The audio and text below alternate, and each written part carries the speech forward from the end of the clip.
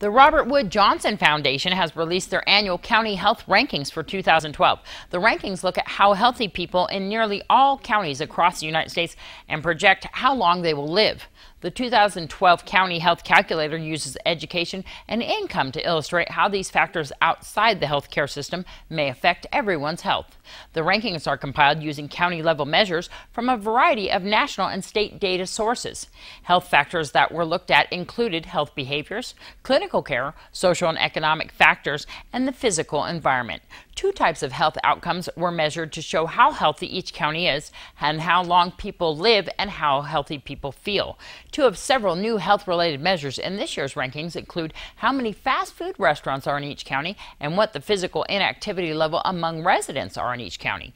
Across the nation, some factors that influence health, such as smoking, availability of primary care physicians, and social support, show highs and lows across all regions. Nye County rated 15 out of 16. Clark County was at number 10 in the state of Nevada. The 2012 County Health Calculator can be found online at countyhealthranking.org.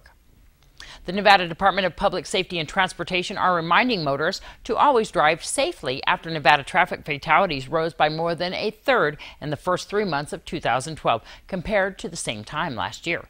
Preliminary numbers show that 57 traffic fatalities occurred on Nevada roads in the first quarter of 2012, an increase of 11 deaths over the same time last year. Traffic fatalities in Clark County have risen nearly 50%, and pedestrian deaths have risen 200% in the same time period.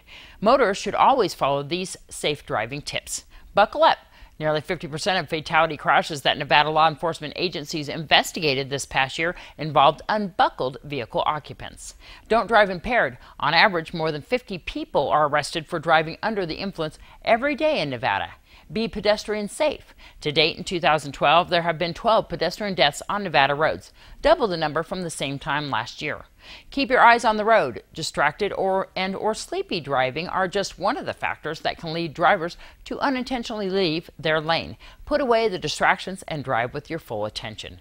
Stop on red. In a recent 5-year span, 467 people in Nevada intersections died. Whether at a traffic signal or stop sign, always stop on the red. The U.S. Supreme Court is debating the merits of President Obama's Affordable Care Act, known by opponents as Obamacare. And while Republican presidential candidates vow to overturn it, some of the provisions in the law are quietly taking effect. Members of the U.S. Department of Health and Human Services released statistics on the act's impact in Nevada so far. 22,640 young adults gained insurance coverage under a provision that allows children under age 26 without coverage to get on their family's insurance plan. 24,892 Medicare recipients received a $250 rebate to help cover the cost of the donut hole paying for prescription drugs, and 22,193 Medicare recipients received a 50% discount on covered brand name prescription drugs once in the donut hole.